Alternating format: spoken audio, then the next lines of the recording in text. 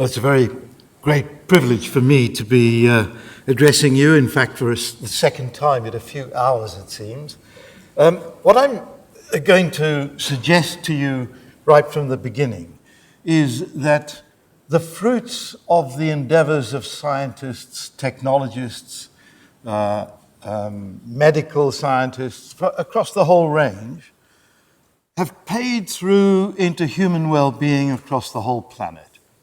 And we can measure human well-being with the well-known Human Development Index, or very simply, look at human lifespan.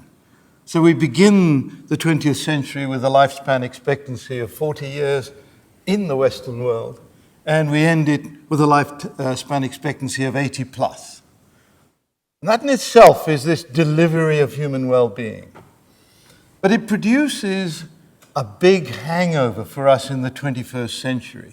And so all of the models that we used and the thinking that we used in the 20th century, I'm going to suggest to you, need revising, in fact, need completely revamping to meet the challenges that we're now left with as a result of our successes.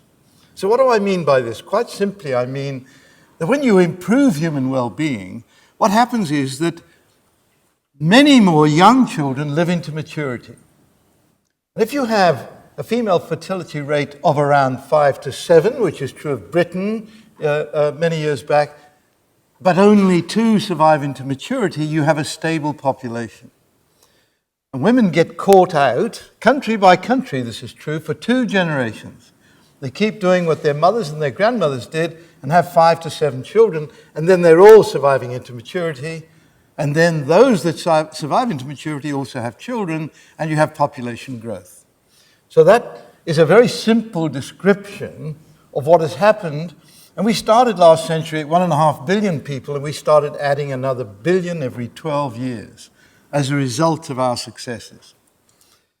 So we then come into this century with 6 billion, and the question then becomes, does population growth continue, and is there more we should do to contain it? I'm going to suggest something that may seem a little counterintuitive, but it is that population growth is no longer the challenge. The number of under 15-year-olds today on the planet is around 2 billion. The number of under 15-year-olds in 15 years' time will still be 2 billion. The average number of children per woman across the planet is now 2.1, that magic figure that produces a stable population with a high survival rate. And so what we're left with is the simple mathematics of the under 15-year-old 2 billion cohort growing through the system, and in the top 2 cohorts, 45 to 60, 60 plus, replacing cohorts that are only 1 billion. And so the remaining growth this century is simply there.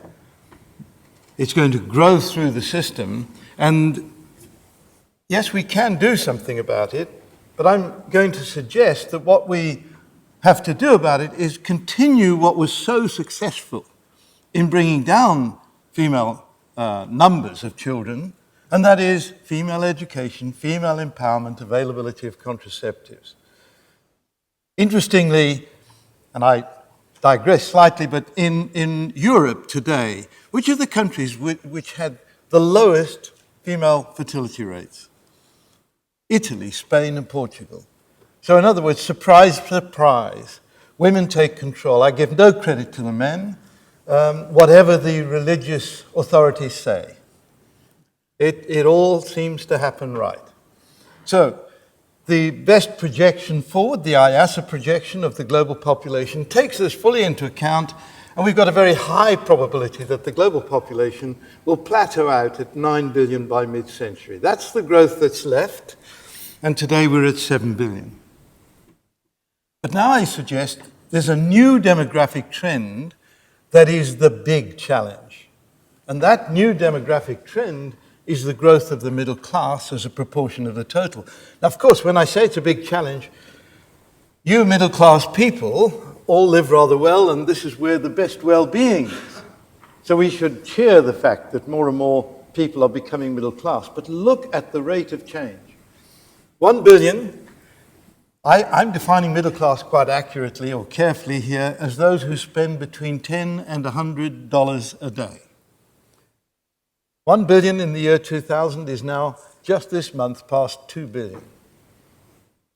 We've doubled the number of middle class consumers, and that's the word I want to stress here. These are the people who consume. And there's only one way of explaining, I believe, why the current financial crisis in the Western world is continuing, and that's because of this rapid rise in the global middle class and the demand created on consumer goods and commodities. But look at how that curve extrapolates forward. We're talking about reaching almost 5 billion, five-fold increase this century by 2030. Five-fold increase in the number of consumers. Frankly, that's a pipe dream unless we transform what we mean by middle-class living. And that's essentially the difficult message that I have to give to you, which is we're extraordinarily intelligent. Look at this array of brains in front of me. But what we're not too good at is being intelligent about collective action. And yet here we have a demand for real transformational collective action. Of course, that additional population is very heavily based in the Asia-Pacific region. China and India, with their vast numbers, are very much at the forefront of gearing up and developing their middle class. Of course, it's also happening in South America. 8 out of 20 of the fastest growing countries in the world, GDP-wise, 8 out of 20 were in the continent of Africa over the last 2 years. So what we're seeing is a rising middle class in Africa as well. So it's not just the Asia-Pacific region, but that is where it is predominantly. And what this means is that we also have a dramatic alteration as we move forward in time in power bases in the world. Middle-class people expect their governments to have power. And so what we see is that we're into a situation where I see at the present time a real power vacuum. I don't see that the United States is stepping in and playing a leadership role on the international scene any longer. But China and India, frankly, are not ready to take up that leadership role. I've been into China and India over the previous months this year, trying to persuade them that they ought to step up there. Don't complain about what the West is doing. I'm saying to them, you need to gear up to take a leadership role. And that's quite a big challenge. They like the statement, and then when I challenge them on, and what does it mean, they kind of back off a bit. But nevertheless, this is bound to happen. Now here's the carousel that I've been flogging around the world for the last 8 or 10 years. It has developed a bit over that time as I get feedback from my audiences, and eventually it'll all end up in a book. So basically, what I'm suggesting is this demographic challenge of the rising middle class is driving us into a whole series of challenges simultaneously. Right? Whether it's, speaking in Australia, I don't want to stand on your sensitivities, but water resource, a massive challenge. And I'll say a few words about that. But if we try to manage water resource as a challenge using the simple technology of desalination, we're actually moving the challenge around from water resource to energy security and supply. And if we burn coal to do that, or even worse, if we do what happens throughout the Middle East, if we burn oil to make fresh water, we're actually creating a solution here, but a massive problem over there. And one suspects that much of the drought that we're seeing in countries like yours is driven by climate change, so we're actually exacerbating the problem we're trying to deal with. This is what physicists call a many-body problem. You cannot take a linear approach to solving these issues, and that's why I'm suggesting that it is a very real, big problem. Who is going to lead the way forward on this? This is why I've traveled to Australia. It's your responsibility. Right? The audience that in front of me today represents the knowledge base of our modern communities. And solutions are going to have to come from that knowledge base. Now, of course, I'm talking to the converted. You all know that.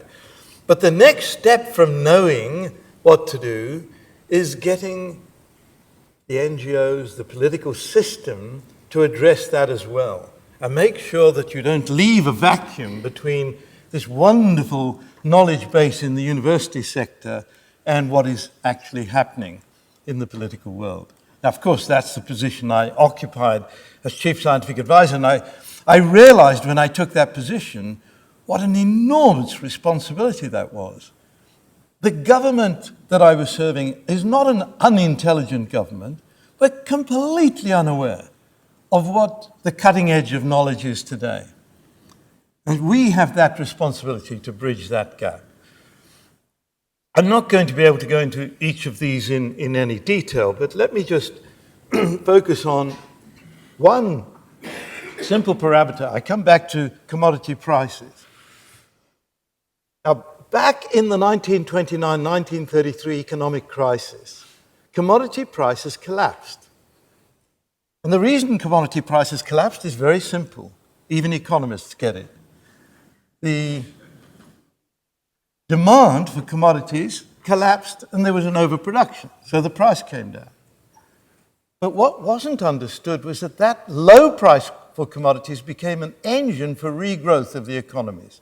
So a simple feedback loop stepped in, lots of cheap commodities available, off went the economies again. So yes, it was Keynesian economics playing a role, but I would suggest another role was the availability of cheap commodities. Now look, in the present crisis, commodity prices are higher than they have ever been. The MGI index is a useful one. It's a basket of energy, food, and water. Sorry, energy, food, and minerals. Minerals. In Australia, how could we forget minerals? So what is currently happening is the Western economies are basically in debt. We arrive in this crisis having discounted the future, to use an economist term. So yes, we happily saddle ourselves with debt because our economies are going to go on growing exponentially forever, aren't they? That's the basic economic model behind this. But we find then that we're in a crisis and we cannot afford this very high price of commodities. And I'm just going to develop that as a theme.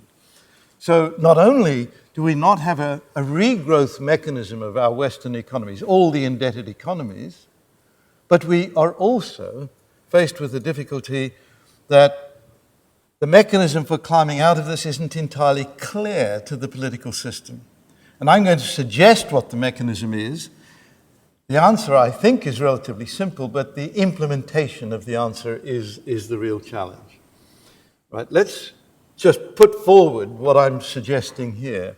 The phrase, the circular economy, is now emerging. And for many years, what I've been doing along with others is a life cycle analysis that is linear, cradle to grave. We've published many papers on energy sources, which are life cycle analyses. How much energy do you need to put into algae oil to recover from the oil product liquid fuel to replace petrol? In a circular economy, you take that one step further and you go cradle to cradle. In other words, in a circular economy, there's no such thing as waste. And what a circular economy is, in very simple terms, is biomimetics writ large. In nature, there's no such thing as waste. And so we have, in a sense, a very real sense, stepped away from nature. The notion from that old Chinese saying, man in harmony with nature, which was so central to their mode of living, has been eroded very, very seriously. And when I say that, I don't believe you can simply solve this problem by putting a price on things. I had a big argument with some very, very close colleagues about this, and these were economists who said, well, give us an example where we can't put a value on things. And I gave the bluefin tuna. There was a bluefin tuna went on auction in Tokyo. It sold for $396,000, and this was in January 2010. And so I asked them, what value do you put on the next bluefin tuna? And they said $500,000. How do you know that? The next bluefin tuna was caught earlier this year, you probably know, and sold for $1.4 million. Why? Scarcity value. I might be eating the last bit of bluefin tuna that a human being will ever eat. Up goes the price in the restaurants. We drive things into extinction by this economic model that we have operating freely at the moment. Obligations, regulations are the only way to manage these systems. Now, let me come back to the circular economy, but through the talk that I'm giving. Global water demand. Who is most sensitive about global water demand? I can tell you it's the private sector companies that change the nature of the water that you drink, package it, and sell it. So companies like Coca-Cola, PepsiCo, SAB Miller, the world's biggest beer producer, and Nestle are all fully aware of the problem of the shortage of fresh water. I was running a World Forum in Oxford every year, and the chairman of Nestle came and gave us the data shown here. The chairman of Nestle, so let's take him quite seriously. He's taking a global view of replenishable fresh water on the planet, the sustainable supply, annual sustainable supply, estimate 4,200 cubic kilometers. And then looking at human consumption, and he concluded from their analysis that they'd funded that in 2005, the demand exceeded the replenishable supply. So how today, 2013, are we meeting the demand? We're meeting the demand very largely by drying up underground lakes, the non-saline aquifers, and drying up the surface lakes as well. Lake Chad, a great source of fresh water, is now emptying rapidly. So we are using up a resource that is not sustainably being refilled by rainfall. And here in Australia, you have lost an awful lot of water from your aquifers. This is really leaving our grandchildren in a very difficult position. We are simply meeting the demands of today without a view as to the problems we're leaving for the future. Now, that global middle class, by 2030, the demand estimate is up there. How do we meet that? Well, desalination plants is the obvious way to do it, or we have to stop wasting quite as much water as we do today, or we have to do both. So there are a number of features of this that need scientific and technological solutions. Wherever desalination of seawater is required, there turns out to be an enormous amount of one other commodity, and that's sunlight. And I haven't yet quite understood why solar desalination plants haven't taken off in a much bigger way. So there's one of the challenges. Each one of these challenges is a scientific innovation, wealth creation opportunity. As a matter of fact, I think we haven't, for the past 50 years, had the range of opportunities that we scientists can contribute to compared with what we have today. So for young people coming into science, this is tremendous. Look at the way food consumption behavior changes as you become middle class. That's what's driving these curves here. So we're just normalizing different foods to 100 in the year 1960. And of course, the meat consumption is the one that goes up. And within meat, it's beef that is in demand. And just to remind you, a kilogram of beef requires an average of 12 to 15,000 liters of fresh water to produce. Land usage in producing beef as well is a major factor. Mato Grosso in Brazil is a major beef producer. The average number of animals is 1 per hectare in Mato Grosso. When beef demand goes up, naturally, you take out more of the rainforest to create more space for the animals. So once again, we've got unsustainable behavior. I don't believe that we're going to be able to continue middle-class behavior in terms of very high meat consumption patterns. I'm not a vegetarian. I've been misunderstood in the past, so let me make that clear. Now, look what can happen as we move forward in time. We can see what has recently happened. I'm suggesting that when you examine the photograph on the right, Tahrir Square, you'll see a bunch of extraordinarily well-behaved people. University graduates, essentially. This is the middle class protesting. Why? Food prices went up in 4 years by a factor of nearly 3. Now, in Britain, we spend about 5% of GDP on food. So we barely noticed this large increase in food, in primary food products, the price. In Egypt now, it's 80% of GDP. So actually, your aspirations as a graduating middle-class person are not being met. They watch the same television programs as everybody else. They expect to live by the standards of high meat eaters, etc. But it's not being delivered. And I'm simply suggesting that instead of that rising middle class continuing, we're going to see a faltering in that process and a very significant amount of dissatisfaction, which is, I believe this is one of the sources of the Arab Spring itself. Minerals. I'm in Australia. How could we not mention minerals? Now, of course, it means that in this commodity price-driven society that we've created globally, countries which are producers of commodities will benefit. Countries which are net importers are the ones who are having the greatest difficulty. And so in Australia, because you're exporting minerals, this means that it puts you in a relatively strong position. However, and this is a very big however, I believe you import a lot of oil. And the oil prices, if you think food prices went up a lot, let's have a look at what happened to oil prices. And I just give you an analysis we began in the school I set up in Oxford. So all we're doing here is something quite conventional. This is billions of barrels of oil discovered year on year across the whole planet. So takeoff is 1930s, a big dip leading into the Second World War, and then we get rises, but the overall curve peaks in the 1970s. And so oil field discovery falling very rapidly.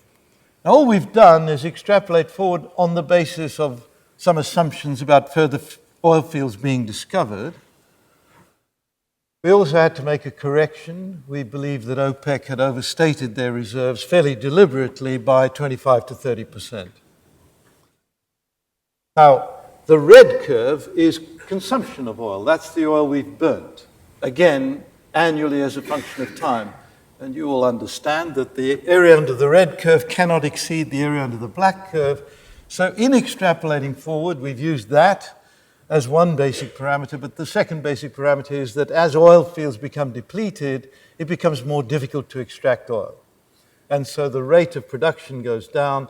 So we fed those two in making our predictive curve on oil production capacity going forward in time. And what we've superimposed on here is the conservative figure put forward by the International Energy Agency, a 1.2% demand growth per annum. And obviously, the problem is there's a gap. And how do we meet the gap? Well, let me just say, the big clue is in this word conventional. What I'm showing you here is light oil, or crude oil. Now, the oil companies don't distinguish light or crude from heavy oils. I happen to think that this distinction is critical.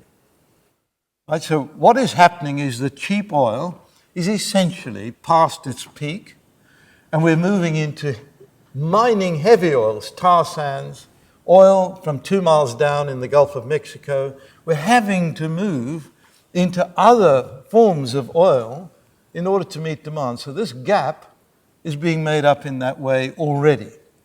Now, what does that do to price? The marginal price of producing the most expensive oil required to meet the global demand becomes the global price. There's no producer that sells it cheaper than that marginal price. So if oil production from heavy oil costs more than $100 a barrel, the price has to go up above $100 a barrel. When I ask people, what do you think the real terms price of oil was back in 2000, the usual guess is about $60 a barrel. It was actually close on $15 a barrel. We tend to forget just how cheap oil was. We published this in Nature because we were rather surprised at the phase transition we discovered in what looked like a purely economic plot. So what we plotted here is simply the world spot price of crude oil. This is the Brent crude price, to be precise, against crude oil production, global crude oil production. Here's the $15 a barrel when we were producing 64 million barrels a day, and demand climbs and goes up to 75 million barrels a day, and the price rises to $40 a barrel. And then the phase transition occurs. Now, let me tell you, all of the blue data points are up to 2005, and all the black data points are after 2005.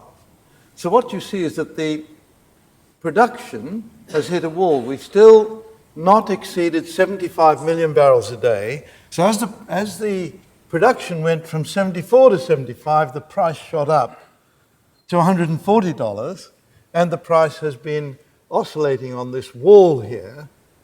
And I believe the oscillations are related to the brief recoveries of the economies of the Western world, and as they recover, demand goes up, and then we can't afford the oil at this price, and the demand comes down.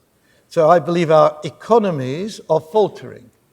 So our economies, the developed world, heavily dependent on oil price. At the price today, the United States is spending $1 trillion a year on imported oil. That's a drain on their economy, a massive drain. Europe is spending $1 trillion a year on imported oil. And we've done an analysis country by country across European Union countries. And of course we find that our economies are suffering principally because of the price of oil. This sevenfold increase in the price of oil is a real drain. So this is just the Italian economy. I take this because many people are walking around saying, oh, the Italian economy is belly up. Actually, the Italian economy is as productive as it's ever been, but the increased cost of imported oil to Italy, right? Back in 2000, their economy was about 1 to 2 billion pounds in the euro in the black, and 2010, 40 billion in the red. 100% of that is the increased cost of imported oil to Italy. 100% of it. Right, so you'll see that the budget deficit in Italy is entirely due to the increased cost of oil. They're importing less oil than they were before, but this vast increase has put their economy out of kilter. Britain, North Sea oil, damn it. We sold North Sea oil on the international market at $15 a barrel. We're now buying it because we're running out of oil at $100 a barrel plus. So our economy, last year, we're estimating 80% of the deficit, increased cost of imported oil, plus the loss of revenues from selling oil abroad. Oil is one major factor in our economies, and I'm suggesting that your economy, the economy of New Zealand, our economy, the European economies, those countries that are not oil producers need to be strongly motivated to removing this dependence on this drainage on their system. Italy can only recover to its original economic state by increasing its exports, whether services or manufactured goods, by 40 billion euro per annum. That's just to get their economy to stand still. Or you find an alternative. And the alternative, of course, is to electrify the transport sector, the ground transport sector.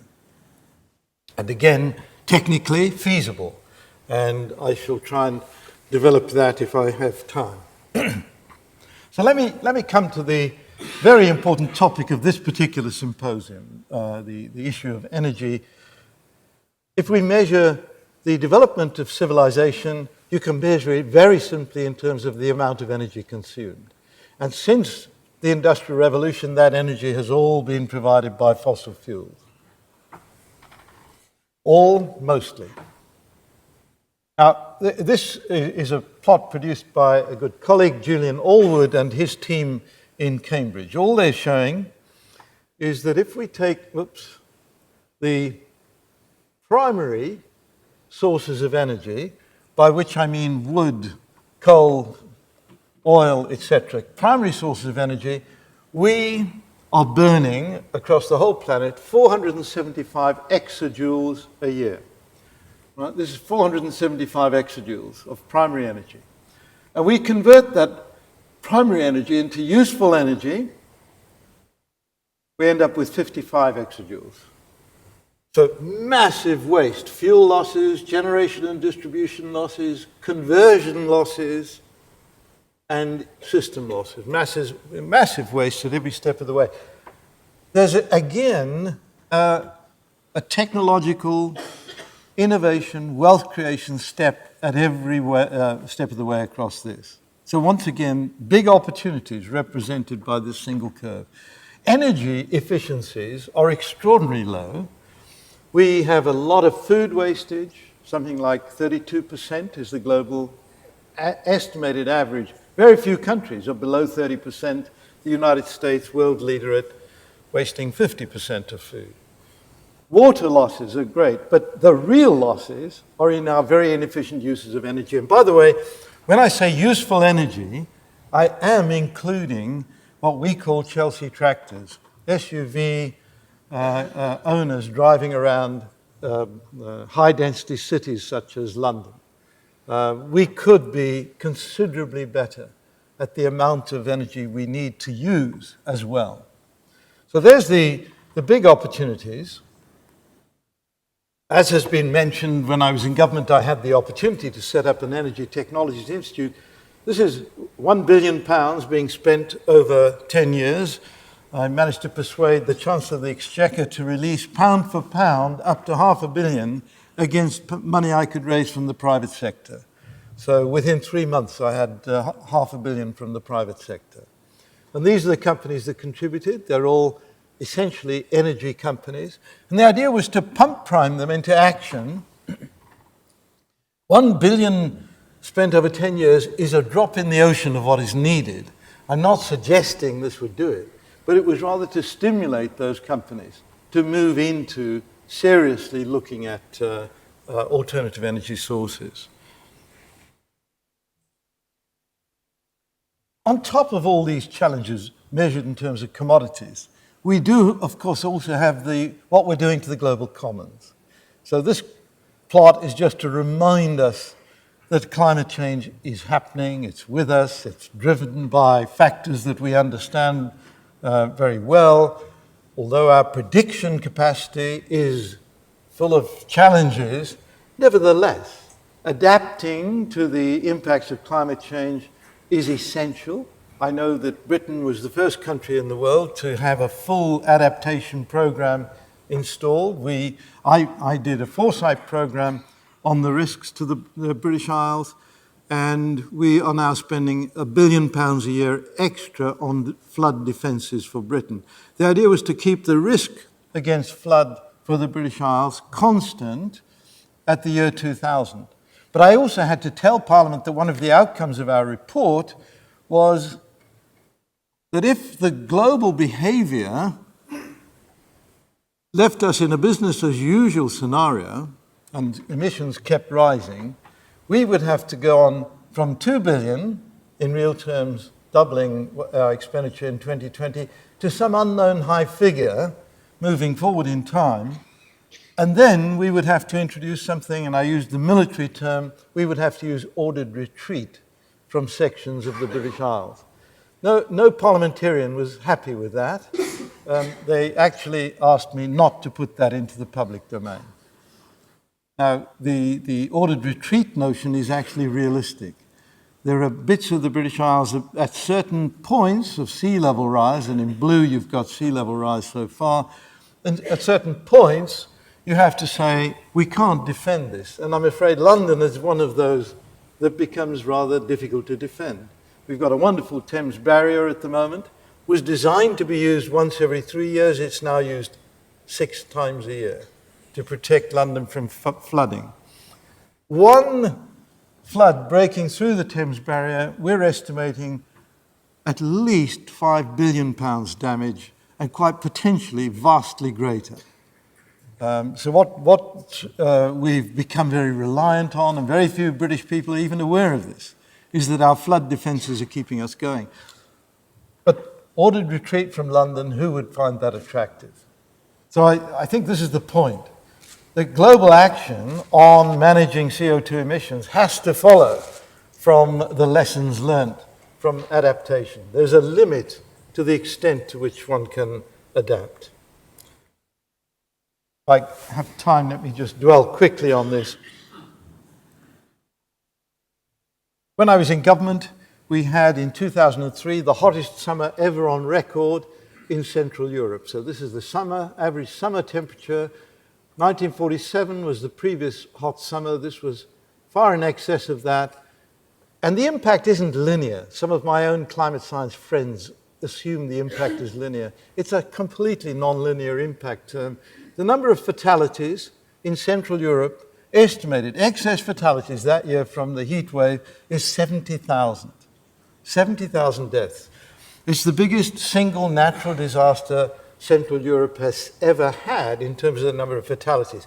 Not recorded in our media as such, because it wasn't like a tsunami. It didn't happen suddenly. It happened over 6 weeks.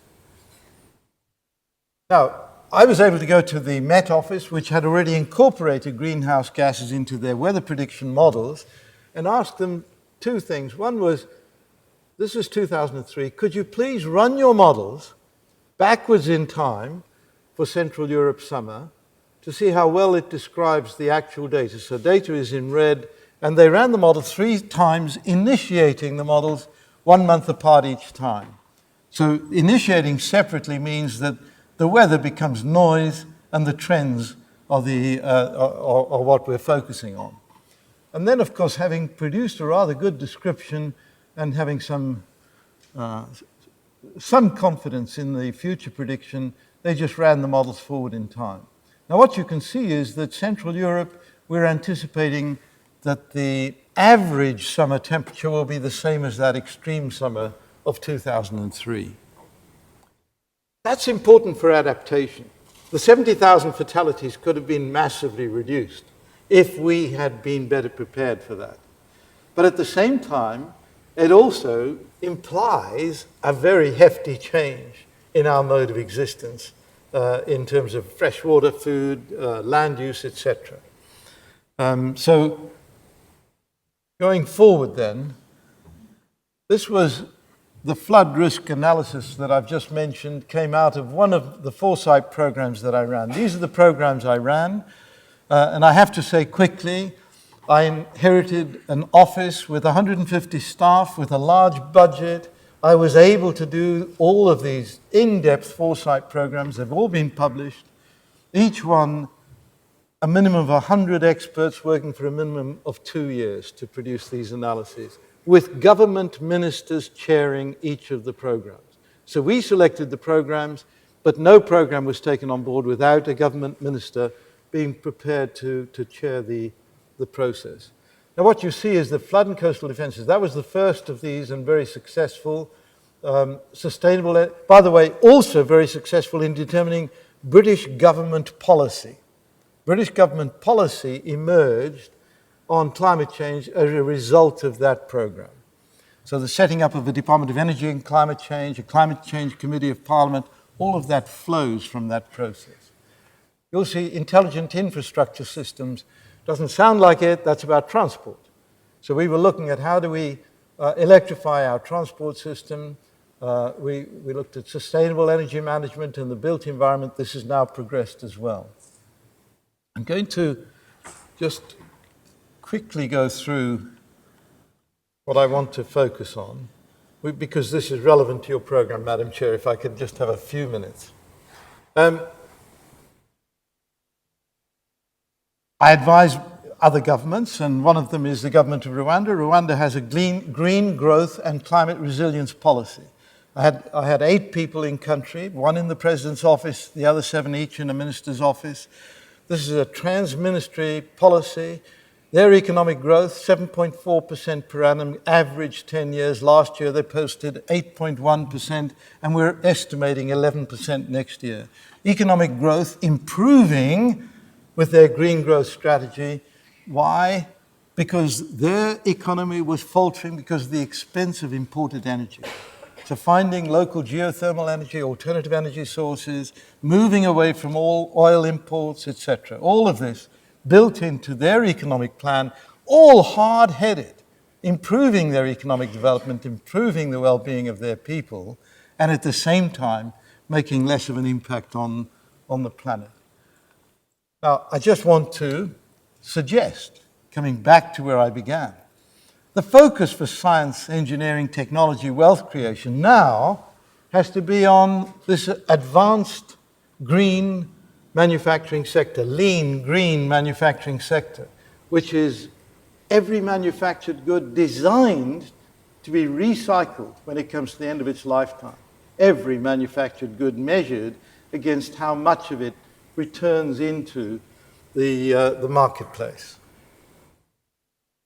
Fusion energy on the horizon, chances of success, perhaps 50%, but if it does succeed, we've got plenty of lithium and deuterium to deliver large-scale energy well into the future for mankind. On the other hand, photovoltaics, you'll be discussing.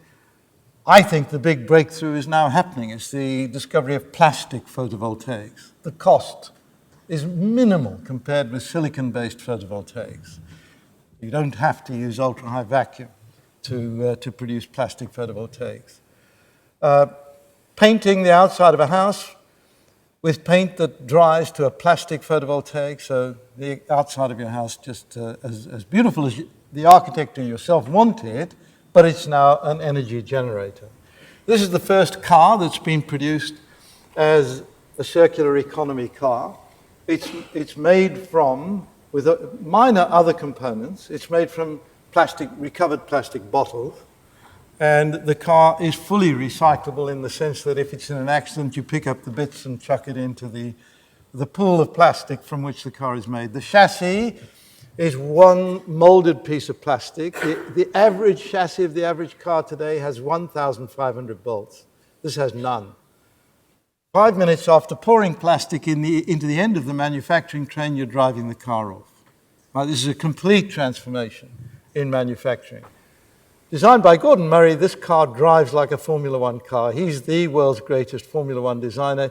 He left the Formula One business to create the first really sustainable car. Online electric vehicles. This is a vehicle that is powered by electricity under the road. Quite simply, these are induction coils. So you put induction coils under the road. This is the primary. Secondary coil under the car. A small battery in the car. You don't need a big, heavy, expensive battery. You drive offline, and you've got 50 miles to go. You drive online, it charges up your battery, and all of the power to drive the car comes from the primary source. This is in Seoul. The president of KAIST is shown here. He's one of the prime movers for the development of OLEV. I believe this is breakthrough technology, transformational. 80% plus is the efficiency of the electricity in the primary coil going onto the wheels. So this is a real breakthrough. And then I have my favorite, which is a return to the old blimp, except using helium because we don't think hydrogen will be very popular. In the end, I think we'll go back to hydrogen, but this is a British company. I've been pushing this for 10 years. A British company funded by the American Department for Defense has created the vehicle you see, which is capable of lifting 50 tons, 6 containers. It can lower a container onto a ship at sea. It can lift a container off the ship at sea. It's infrastructureless freight and people transport systems. This is going to be transformational for Africa. Rwanda may be the first country with a fleet of these vehicles. I guess I don't want to suggest that this is an easy techno fix. Human behavior change has to underlie everything I'm saying. But we have the possibilities of meeting these challenges in a way that will improve human well-being going forward. This is my futures scenario analysis underlying what I've been talking about today. We always label these things with headline labels that give you some idea as to which scenario we think is attractive and which isn't. So we're in the frog boiler, we believe. We would like to be in Renaissance world, and the real question is whether we have the collective ability to manage that transformation. Thank you.